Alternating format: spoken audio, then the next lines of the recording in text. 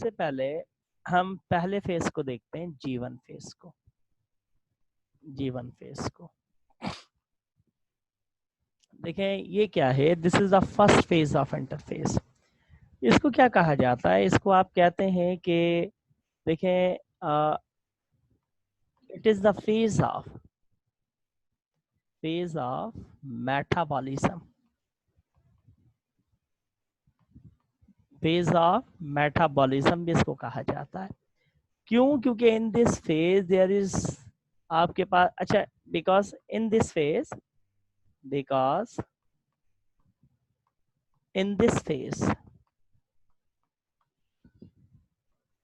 the metabolic activities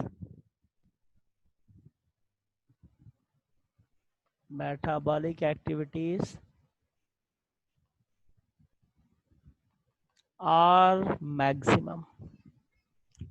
कि इस phase में जो मेटाबॉलिक एक्टिविटीज हैं वो बहुत मैक्सिमम होती हैं, बहुत ज्यादा मेटाबॉलिक एक्टिविटीज होती हैं। होगा क्या क्या इसके अंदर देखें, यानी कि डीएनए पॉलीमरेज एंजाइम, क्या होगा इस फेज में? डीएनए पॉलीमरेज एंजाइम की फॉर्मेशन होगी। बड़ा ही इंपॉर्टेंट फेज है, क्योंकि वो एंजाइम बनेगा जो आगे जाकर के नेक्स्ट फेज के अंदर डीएनए की फॉर्मेशन कर लेगा। तो वो एंजाइम कौन सा है? आपके पास डीएनए पॉलीमरेज है। इसके अंदर डीएनए पॉलीमरेज एंजाइम की फॉर्मेशन होगी और इसी फेज में फॉर्मेशन होगी किसकी? याद रखिएगा, फॉर्मेशन ऑफ आरएनए पॉलीमरेज बनेगा and it form फिर अभी स्टार्ट किया जी, अभी क्या है? It form and organise the RNA. ठीक है, बड़ा इंपॉर्टेंट फेज है। देखें कि फेज ऑफ मेटाबॉलिज्म कह रहा हूं क्योंकि मेटाबॉलिक एक्टिविटीज अपने एक्सट्रीम लेवल के ऊपर पहुंच जाती है, एक्सट्रीम लेवल। तो पहला काम इसमें डीएनए पॉलीमरेज एंजाइम बना, जो वो एंजाइम जो डीएनए की फॉर्मेशन करेगा नेक्स्ट स्टेज में जाके। आरएनए पॉलीमरेज एंजाइम बनेगा और आरएनए पॉलीमरेज एंजाइम क्या करेगा? आरएनए की ना सिर्फ फॉर्मेशन करेगा बल्कि आरएनए को ऑर्गेनाइज भी करेगा। ठीक है, चौथा काम क्या होगा इसके अंदर? ये पॉइंट अपने माइंड में बिठा लीजिएगा, एंटी टेस्ट में आएंगे। ठीक है ना, तो आप याद रखिएगा कि इस फेज में क्या क्या काम हो रहे हैं। एक काम और हो रहा है, द सेल, मैंने जब ही पॉइंट में लिख दिया, इंक्रीजेज इन साइज, और सेल अपने साइज में क्या होगा? इंक्रीज हो जाएगा। Its duration is different in different cell. इसका ड्यूरेशन जो है, याद रखिएगा, चले 0.5, its duration is different in different cell. इसका ड्यूरेशन डिफरेंट होगा डिफरेंट सेल के अंदर ना। फिर उसके बाद अबाउट 25 to 50%, 25 to 50% पीरियड जो है वो किसका है? G1 फेज का है, G1 फेज का है। ठीक है, G1 फेज का है आपके पास। ठीक, ऑर्गेनाइज करना, इसको प्रॉपर वे के अंदर फॉर्म करके मैच्योर कर देना ताकि ये सिंथेसिस ऑफ प्रोटीन कर पाए। ऑर्गेनाइज हो गया जब सिंथेसिस ऑफ प्रोटीन करेगा। सेल का साइज इसलिए इंक्रीज हुआ बेटा, सेल क्या है? इमेच्योर था ना। ऑर्गेनेल्स का साइज बढ़ेगा तो साइटोप्लाज्म इंक्रीज होगा तो ऑटोमेटिकली सेल बढ़ेगा। सेल छोटा तो नहीं रहेगा ना, जैसे एक छोटा बच्चा पैदा होता है वो बड़ा होता है ना, छोटा ही तो नहीं रहता है। तो ये तो नया सेल बना है, अभी नए सेल का साइज क्या होता है? छोटा होता है। फिर वो अपने आप को क्या करता है बेटा? इंक्रीज करता है। ठीक है, ठीक है, ठीक है भाई। एंडोस्मोसिस वगैरह करेगा, अपने साइज को इंक्रीज करेगा, ऑर्गेनेल्स का साइज भी क्या होगा? बढ़ेगा इसके अंदर जा करके। अच्छा जी, उसके बाद देखें, उसके बाद फिर आगे की तरफ, उसके बाद आगे की तरफ इसको रिमूव करता हूं मैं, पॉइंट्स मैंने इसीलिए लिखे याद हो जाए। at the end of G1 phase, at the end of G1 phase, G1 phase, the cell adopts either resting stage, either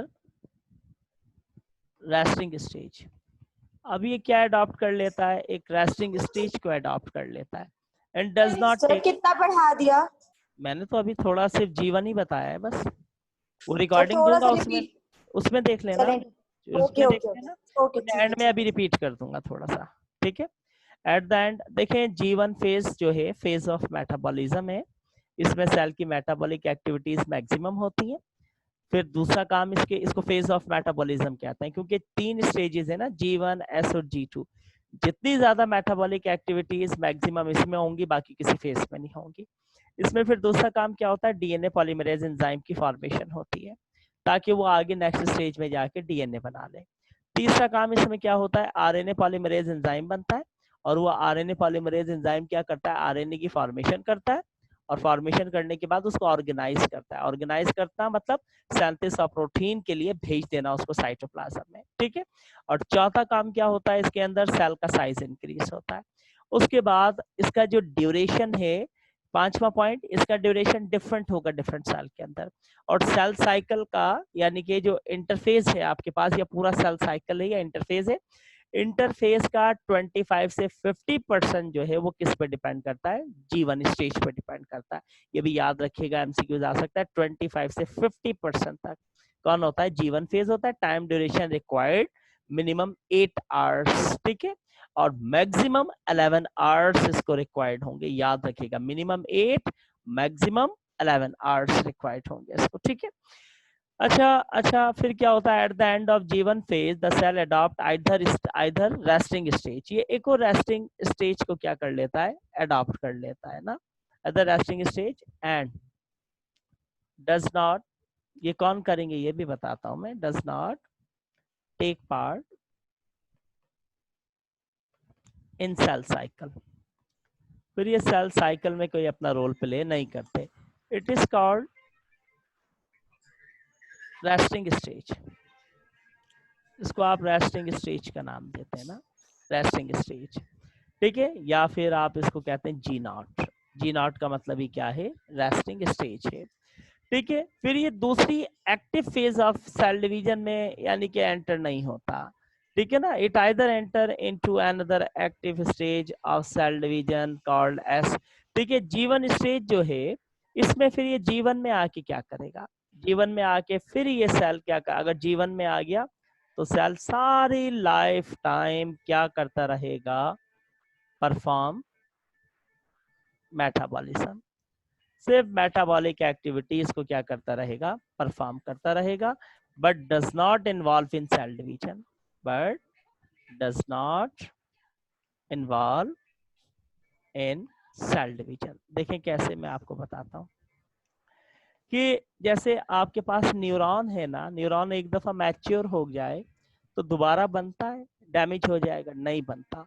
तो न्यूरॉन के सेल्स हैं जैसे, ठीक है ना, आपके पास किडनी के सेल्स हैं जैसे, ठीक है, या फिर आपके पास यूं कह लीजिए जो मैंने सेल, नर्व सेल्स हैं आपके पास जैसे, ये एक दफा आ जाए फिर दोबारा नहीं आते, आप समझेंगे बार बार आएंगे, स्किन सेल्स की तरह, नेल्स की तरह, हेयर्स की तरह, नहीं, ऐसा नहीं होगा ना, ठीक है। होता क्या है, अब बाज लोग कहते हैं कि ये डिवीजन नहीं करते किडनी या न्यूरॉन के सेल्स, मैं कहता हूँ ये डिवीजन करते हैं, ये G1 फेज तक आते हैं, लेकिन G1 फेज के बाद ये किसको अडॉप्ट कर लेते हैं, एक रेस्टिंग स्टेज को, G0 स्टेज को।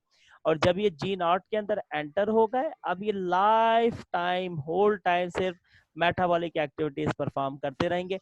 अदर स्टेज जो है इसकी, other stage S phase, S phase में एंटर नहीं होते, काश के ये एस फेज में एंटर हो जाते। अरे एस फेज में एंटर होते तो बड़ा प्रॉब्लम हो जाता ना हमें। प्रॉब्लम कैसे होता कि भाई किडनी किसी की खराब हो गई है, उसको कट कर देते, काट देते, तो फिर एग्जैक्टिंग सेल डिवीजन करके नए सेल बनाते, नए सेल G1 के बाद एस में चले जाते, एस के बाद G2 में जाते, मैच्योर होते, फिर डिवीजन करते, तो इस तरीके से किडनी तो नहीं हो जाती, ठीक है। या फिर आपके पास जो बॉडी के अदर ऑर्गन्स हैं, नर्व सेल्स हैं, न्यूरॉन है ये तो नहीं हो जाते, फिर तो कोई बूढ़ा ही नहीं होता, कोई एजिंग के अंदर ही नहीं जाता। ऑर्गन ट्रांसप्लांट सिस्टम खत्म हो जाता है ना सर फिर। तो इसका नहीं, फिर ऑर्गन ट्रांसप्लांट सिस्टम तो एक अलग चीज है।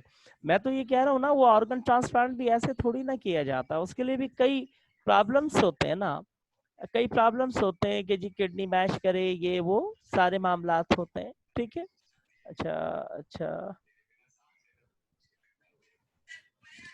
हाँ लीवर क्या करता है, लीवर के अंदर रीजनरेशन होती है, लीवर इसमें जाता है। यस, लीवर रीजनरेशन करता है ना, जैसे कि आप देखें लेजर्ड की टैल है या फॉर्लिम है, वो रीजनरेशन कर लेते हैं। म्यूट करें अपने आप को, कौन है ये, लीवर करता है, लेकिन अदर ऑर्गेनल्स नहीं करते।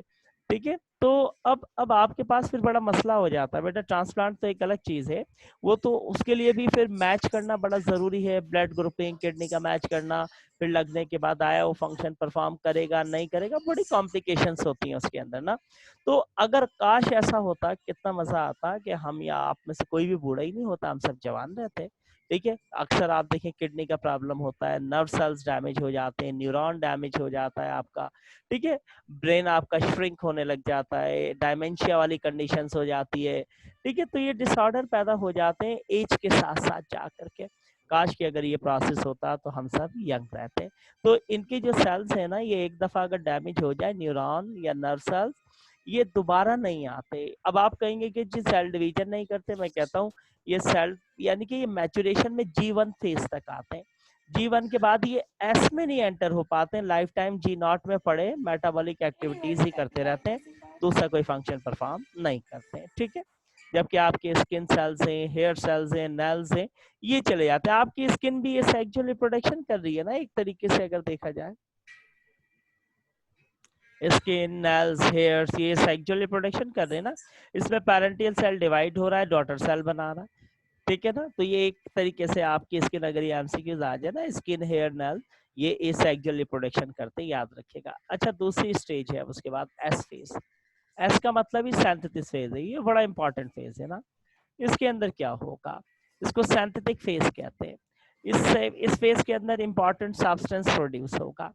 डीएनए जो है आपके पास, डीएनए इज प्रोड्यूस, देखें the DNA is replicate.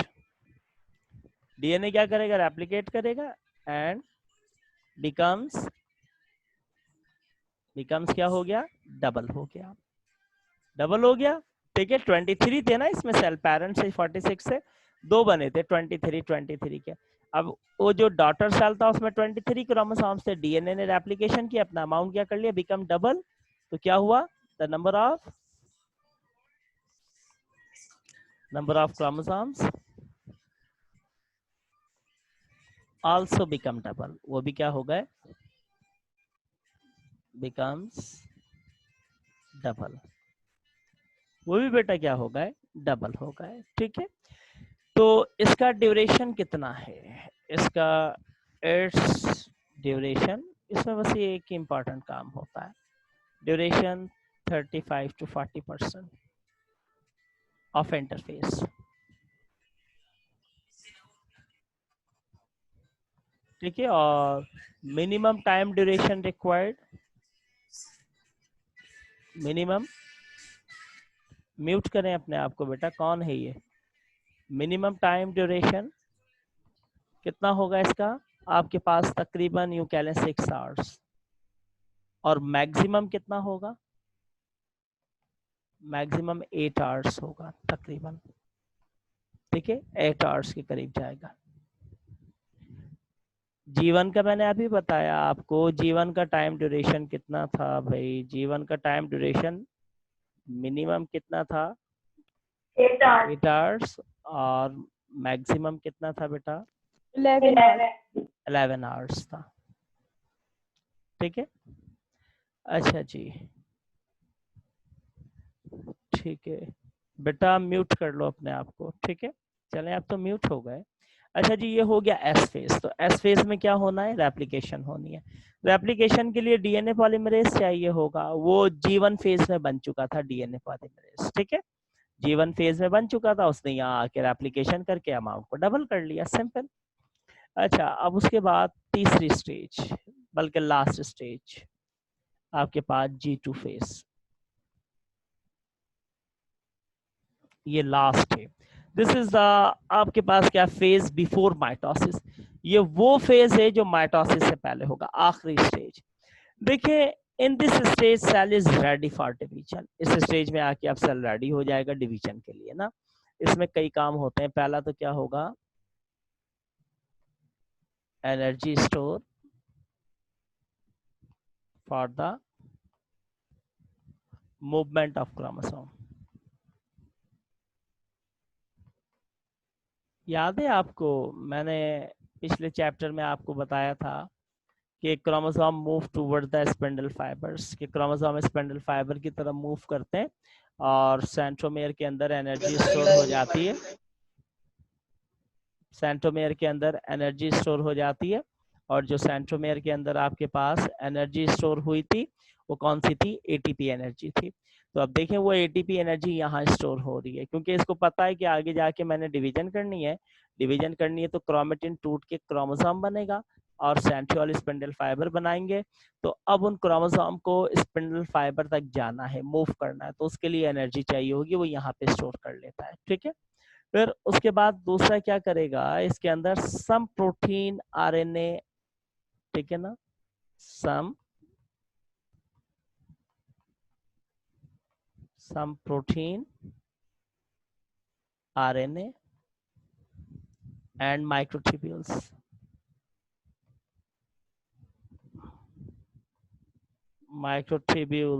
Are formed. इसी में माइक्रोट्यूब्यूल्स भी बना लेगा, उसको पता है मुझे आगे जाके स्पिंडल फाइबर्स बनाने, तो स्पिंडल फाइबर बनाने के लिए उसको माइक्रोट्यूब्यूल्स चाहिए होंगे या ट्यूबुलिन प्रोटीन चाहिए होगी, वो इसी में बना लेता है। और इस स्टेज के बाद फिर देखें उसके बाद क्या होगा, लास्ट के अंदर क्या होगा, लास्ट में, in the last of this stage, इस स्टेज के लास्ट के अंदर क्या होगा, the size of cell becomes double. देखें सेल अपने मैक्सिमम साइज के ऊपर पहुंच गया, ठीक है, सेल अपने मैक्सिमम साइज के ऊपर पहुंच गया। उसके बाद now cell ready for division, अब ये सेल क्या है, रेडी है डिवीजन के लिए, ठीक है। तो अब ये सेल डिवाइड हो जाएगा। अच्छा एक बात और याद रखिएगा, ठीक है, तो अब अगर हम प्लांट्स की बात करें, प्लांट्स के अंदर इसका ड्यूरेशन जो है तकरीबन आपके पास 10 to 30 आवर्स का ड्यूरेशन होगा प्लांट्स में, एनिमल में 18 to 24 आवर्स का ड्यूरेशन चाहिए। सर टोटल ना, हाँ टोटल टोटल ड्यूरेशन ना, यानी ये माइटोसिस तो 3 से 4 घंटे का एक छोटा सा प्रोसेस है, ज्यादातर टाइम तो इंटरफेस में ही लगता है, मैचुरेशन में ही लगता है आपको। जैसे कि अभी आप अपने आप को मैच्योर कर रहे हैं ना एंटीट्रस्ट के लिए, 3 महीने 4 महीने 5 महीने तक पढ़ते हैं, 2.5 साल तक पढ़ते हैं, बल्कि फर्स्ट ईयर पढ़ते हैं, एंटर पढ़ते हैं, एंट्री पढ़ते हैं, और एक छोटा सा इवेंट होता है एंटीट्रस्ट 2.5 घंटे का, उसमें फैसला हो जाता है इन या आउट का, ठीक है। तो ग्रोथ के लिए, ग्रूमिंग के लिए, मैचुरेशन के लिए लॉन्ग ड्यूरेशन का टाइम चाहिए होता है, ठीक है। अच्छा ये तो इंटरफेस क्या हो गया, खत्म हो गया। अब डिवीजन फेज को पढ़ लेते हैं कि डिवीजन फेज क्या है, ठीक है। देखें डिवीजन फेज, डिवाइडिंग फेज है ये ना। मैच्योर सेल, ये मैच्योर हो गया ना इंटरफेस करने के बाद cell, mature cell has the ability to produce a new cell, mature cell के पास क्या होती है, एबिलिटी होती है कि नए सेल को प्रोड्यूस कर ले। This process of formation of cell is called cell division. ये जो प्रोसेस है ना, द प्रोसेस मैं लिख देता हूँ, the process of formation of cell is called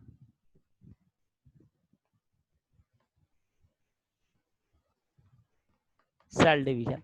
ये जो प्रोसेस है फॉर्मेशन ऑफ सेल का, ये सेल डिवीजन कहलाता है। अच्छा जी, देयर आर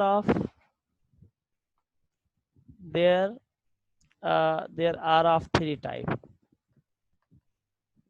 3 टाइप्स हैं इसकी। नंबर 1, सबसे पहले एमाइटोसिस, ये तो लोअर एनिमल्स के अंदर होगी ना, लिविंग ऑर्गेनिज्म में। दूसरी है माइटोसिस और तीसरी है मियासिस। ठीक है, 3 है। अब हम 1 बाय 1 एक एक को डिस्कस कर लेते हैं, क्या है आपके पास। ठीक है, 1 बाय 1 एक एक को डिस्कस कर लेते हैं।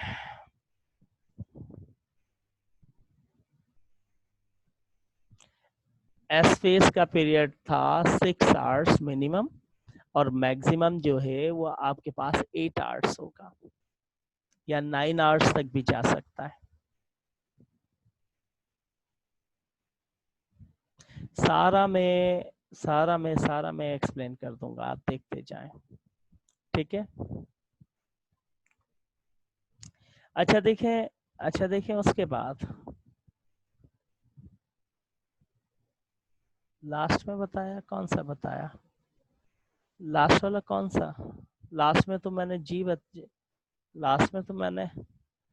G2 फेज बताया।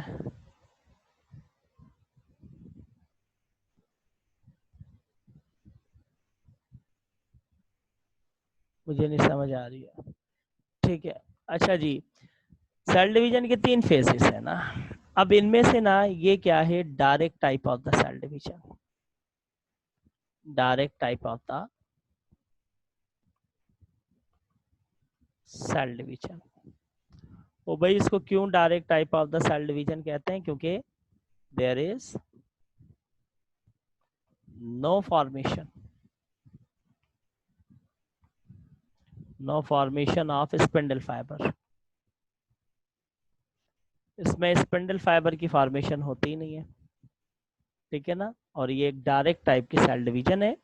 ठीक है, जबकि ये दोनों क्या है, इनडायरेक्ट टाइप की सेल डिवीजन। इसमें डायरेक्टली जो है जेनेटिकल मटेरियल ए माइटोसिस में 1 से 2 पार्ट्स में डिवाइड हो जाता है बिना स्पिंडल फाइबर की फॉर्मेशन के, जबकि माइटोसिस और मियोसिस में ऐसा नहीं होता। ये एक इनडायरेक्ट टाइप की सेल डिवीजन है। इनडायरेक्ट टाइप की क्या है, indirect type of cell division. इसमें डायरेक्ट जेनेटिकल मटेरियल जो है वो डिवाइड नहीं होगा, बल्कि इसमें पहले स्पिंडल फाइबर्स बनेंगे, क्रोमोसोम उनके साथ अटैच होंगे, फिर कहीं जाके डैप्लॉइड से हैप्लॉइड में जाएंगे। तो यहाँ पे पहले स्पिंडल फाइबर का मोहताज रहेगा, और ए माइटोसिस में ऐसा नहीं होगा। तो ए माइटोसिस इसलिए हायर एनिमल में होता भी नहीं है, ये लोअर एनिमल्स के अंदर होगा ना। चले ए माइटोसिस को थोड़ा सा डिस्कस करते हैं। ए माइटोसिस, देखिए माइटोसिस क्या है, वेरी सिंपल टाइप। याद रखिएगा, सेल डिवीजन की सबसे सिंपल टाइप, कहीं भी सिंपल टाइप का जिक्र है समझ जाइएगा ये माइटोसिस की बात हो रही है। Simple type of cell division, एक बहुत ही सिंपल टाइप की क्या है ये, सेल डिवीजन है।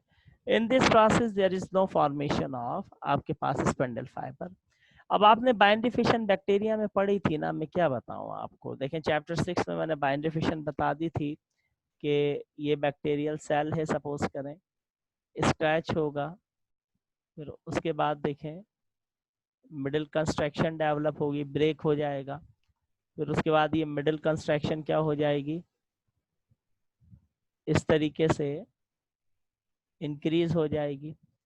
एक से क्या बन गया, ये 2 सेल्स बन गए सिंपल वे के अंदर। It mostly take place in, ये किसके अंदर होगा ये भी बता देता हूं मैं। It take place in unicellular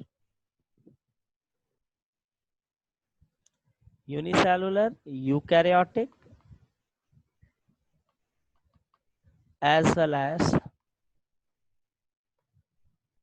prokaryotes। Unicellular eukaryotes और यूनिसेलुलर प्रोकैरियोटिक के अंदर ये होगा। जैसे आपके पास यूं कह लीजिए कि आपके पास, मैं अगर एग्जांपल कहूँ कि अमीबा है, ये कर लेगा, बैक्टीरिया कर लेगा ये प्रोसेस ना, उनके अंदर भी होता है। अमीबा में भी आप देखते हैं ना कि ये सपोज करें अमीबा है ना, ये इसका जेनेटिकल मटेरियल है, ये इसके आपके पास क्या है, वैक्यूल्स हैं इस तरीके से ना। अब ये क्या करता है, अपने आप को स्क्रैच करता है ना, इस तरीके से जेनेटिकल मटेरियल को डंपल शेप में लेके आता है। फिर उसके बाद क्या करता है, ये देखें साइज को अपने क्या कर रहा है, देखें इस तरीके से, देखें साइज को इंक्रीज कर लिया। अब उसके बाद में ये जो मिडिल कंस्ट्रक्शन है इसकी, मिडिल कंस्ट्रक्शन है इसकी, मिडिल कंस्ट्रक्शन क्या होती चली जाएगी, यहाँ पर से इस तरीके से देखें इंक्रीज होती जा रही है। ये टूट गया, टूटने के बाद अब क्या होगा, ये यहीं से डिवाइड हो जाएगा, यहीं से क्या हो जाएगा, डिवाइड हो जाएगा, और एक से कितने, 2 बैक्टीरियाज बन जाएंगे। ठीक है, तो आपके पास यानी कि यूं कह लीजिए कि आपके पास इसके अंदर बहुत कम टाइम लगेगा, बहुत कम टाइम, यानी कि मैंने पहले भी बताया था 20 टू 25 मिनट्स लगते हैं, या फिर 25 से 30 मिनट्स लगते हैं। ठीक है, अच्छा, it it mostly take place in lower animals, lower animals में होता है ये प्रोसेस, हायर में नहीं होता। If it occur in higher animal, फिर मसला बन जाएगा, हायर एनिमल में हुआ, then it cause abnormal growth, abnormal growth होगी, such as tumour, cancer, tumour और कैंसर वगैरह क्या हो जाएगा, पैदा हो जाएगा। देखिए असल में होता क्या है कि जो ये ट्यूमर या कैंसर भी किसकी वजह से पैदा होता है, म्यूटेशन की वजह से। मेन कॉजेस क्या है, म्यूटेशन है, कि जो माइटोसिस करवाते हैं ना एंजाइम, उन एंजाइम की फॉर्मेशन नहीं होती। अब आप समझ जाएं कैसे नहीं होती, कि वो जो डीएनए होता है ना, डीएनए पे वो जीन जो माइटोसिस या मियोसिस के एंजाइम्स बनाते हैं, वो एंजाइम्स नहीं बन पाते हैं, वो एंजाइम्स नहीं बन पाते ना, तो इसलिए कैरियोकाइनेस है, साइटोकाइनेस है। ठीक है, साइटोकाइनेस क्या करेगा, साइटोप्लाज्म को डिवीजन करवाएगा, कैरियोकाइनेस क्या करेगा, ये एंजाइम है, ये किसकी, न्यूक्लियस की डिवीजन कराएगा। तो डीएनए पे अगर वो जीन जो इन एंजाइम को बनाते हैं वो डैमेज हो जाए, तो ये एंजाइम्स नहीं बनते, एंजाइम्स नहीं बनेंगे, तो ऐसे में माइटोसिस के बजाय वहां क्या शुरू हो जाएगी, एमाइटोसिस। और एमाइटोसिस हुई तो एक यूं कह लें 30 मिनट में 2 बन रहे हैं, 1 घंटे में कितने बन रहे हैं, 4 साढ़े 4 बन रहे हैं, 24 आवर्स में कितने बन रहे हैं। यही बड़ा कि कैंसर के सेल जो है increase their number day by day, rapidly अपने नंबर्स को क्या करते हैं, ये इंक्रीज करते हैं, बहुत फास्ट तौर के ऊपर, क्विकली तौर के ऊपर ना। कैंसर कॉजिंग सेल्स को एबनॉर्मल सेल्स ही कहते हैं, एबनॉर्मल सेल्स। ठीक है, अच्छा जी, क्लियर है, मुझे नहीं लगता कोई ऐसी कॉम्प्लिकेशंस है। अब आ जाए माइटोसिस के ऊपर। माइटोसिस क्या है, simple process of cell division है, इतना सिंपल नहीं है जितना ये माइटोसिस था ना। Number of chromosome remain constant, इसमें क्या होगा, number of chromosomes remain constant, इसमें नंबर ऑफ क्रोमोसोम्स क्या रहेंगे, कांस्टेंट रहेंगे। ठीक है, each new cell contain the same number of chromosomes. ठीक है, as in the parent cell, जैसे अभी मैंने आपको बताया कि पेरेंट सेल के पास 46 थे, डिवाइड हुए, 2 सेल बन गए 23। अब आप कहेंगे कांस्टेंट नंबर ऑफ क्रोमोसोम्स तो नहीं रहे, तो भाई वो इंटरफेस करेगा ना, इंटरफेस करेगा तो क्रोमोसोम्स दोबारा से क्या होगा, दोनों डॉटर सेल के पास भी 23 के बजाय कितने हो गए, 46 हो गए। ठीक है, अच्छा, इसके अंदर क्या होता है, इसके अंदर माइटोसिस में एक सेल डिवाइड होता है और कितने, 2 बनाता है। ठीक है, and it mostly take place in the somatic cell. ये किसमें? सोमैटिक सेल्स के अंदर होगा ना, सोमैटिक सेल जिसको आप कहते हैं, बॉडी सेल्स जिसको हम कहते हैं, ठीक है। अच्छा, इसके अंदर दो काम होते हैं इसके अंदर ना, यानी कि स्प्लिटिंग, स्प्लिटिंग होगी ना, किसकी स्प्लिटिंग होगी? आपके पास जेनेटिकल मटेरियल की, जेनेटिकल मटेरियल स्प्लिट होगा, टूट जाएगा, स्प्लिटिंग एंड डुप्लीकेशन,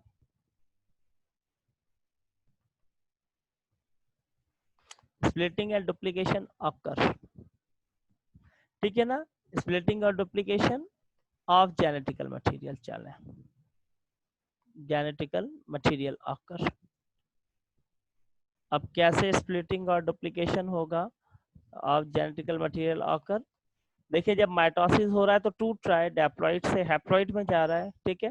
फिर डुप्लीकेशन किस में होगी? इंटरफेस के अंदर जाके होगी ना, एस स्टेज के अंदर, तो डुप्लीकेशन होती है, ठीक है ना। अब माइटोसिस भी दो स्टेजेस पे कंसिस्ट करता है। इसकी पहली स्टेज क्या है? पहली स्टेज इसकी है karyokinesis. Karyo word karyon से निकला है और काइनेसिस की मीनिंग क्या है? डिवीजन। तो किसकी? डिवीजन ऑफ न्यूक्लियस, न्यूक्लियस के डिवीजन को कहेंगे। फिर दूसरी, अच्छा ये कौन करवाएगा karyokinesis? Take place by karyokinase enzyme, karyokinase enzyme karyokinesis कराएगा, मतलब न्यूक्लियस की डिवीजन करवाएगा, ठीक है। उसके बाद साइटोकाइनेसिस, इसकी दूसरी स्टेज है cytokinesis, division of cytoplasm, division of cytoplasm by cytokinase enzyme, cytokinase enzyme कि जो साइटोकाइनेज एंजाइम है, ठीक है ना, उसकी मदद से इसकी क्या होगी? डिवीजन होगी। तो पहले न्यूक्लियस डिवाइड होगा, division of nucleus follow by division of cytoplasm. जैसे न्यूक्लियस डिवाइड हुआ तो साइटोप्लाज्म भी क्या हो जाएगा? डिवाइड हो जाएगा।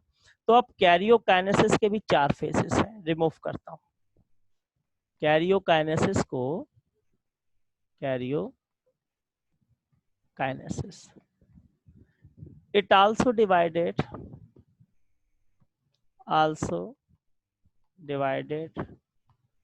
into four stages, पहली है प्रोफेज,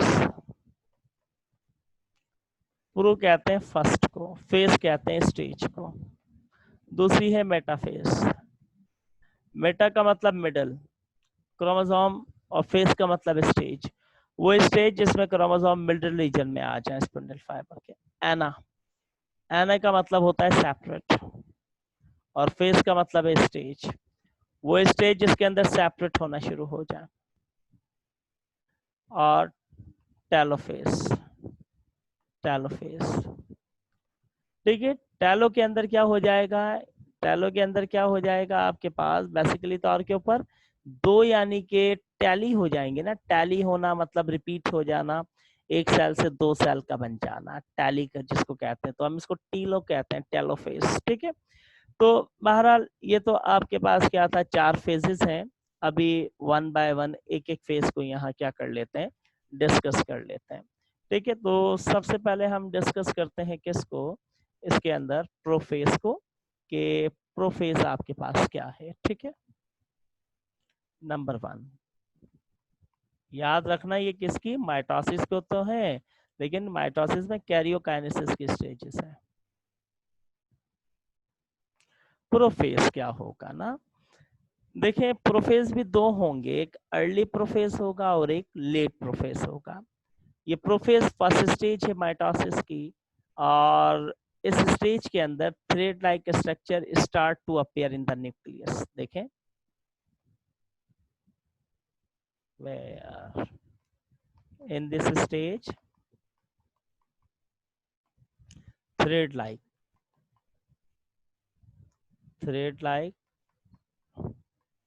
structure start। अब आपको याद है मैंने कहा था chromosomes are only visible during cell division. अब ये सेल डिवीजन हो रही है, इस दौरान विजिबल हो जाएंगे।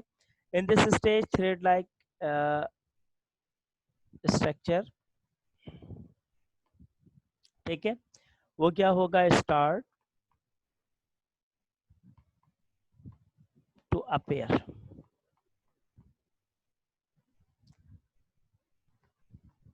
इन the nucleus, thread like structure जो है वो यानी कि start to appear in the nucleus, उसका आप किसका नाम देंगे, कॉल्ड क्रोमोसोम, क्रोमोसोम्स का नाम देंगे। They are form from the chromatin, कहाँ से बने हैं, क्रोमेटिन से बने हैं। तो पहला पॉइंट तो ये हो गया इसका, क्रोमेटिन से बने हैं। अब दूसरा पॉइंट इसका क्या होगा, ठीक है, दूसरा पॉइंट क्या होगा इसका, देखिए उसके बाद इन the beginning of chromosome, start के अंदर क्रोमोसोम्स कैसे होंगे, इन द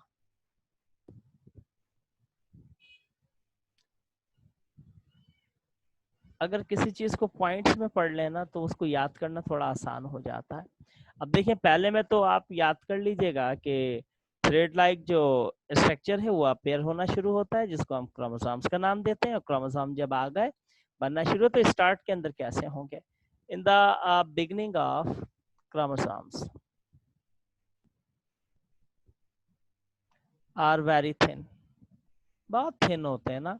अच्छा थिन होंगे तो इनमें क्रोमोमेयर नजर आएंगे हिस्टोन के ना, वेरी थिन, इस स्टेज में क्रोमोमेयर नजर आएंगे, थिंग है, थिन है, लॉन्गर है, एंड क्वाइल है, coil, coil.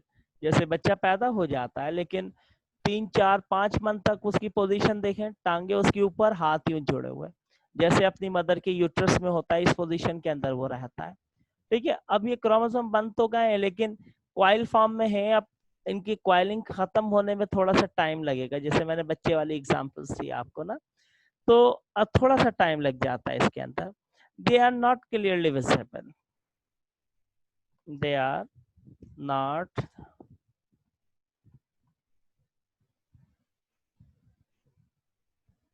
Visible, clearly visible नहीं होते, बट आफ्टर सम टाइम, लेकिन फिर क्या होता है, जैसे जैसे टाइम गुजरता है ना, बच्चा अपनी टांगे सीधे करने लगता है, हाथ सीधे करने लगता है, एनवायरनमेंट में एडजस्ट होने लगता है, पता चल जाता है कि अब ये मदर के यूट्रस से बाहर आ चुका है, ठीक है। तो इसी तरीके से ये भी, but after after some time, कुछ टाइम के बाद क्या होता है, दे बिकम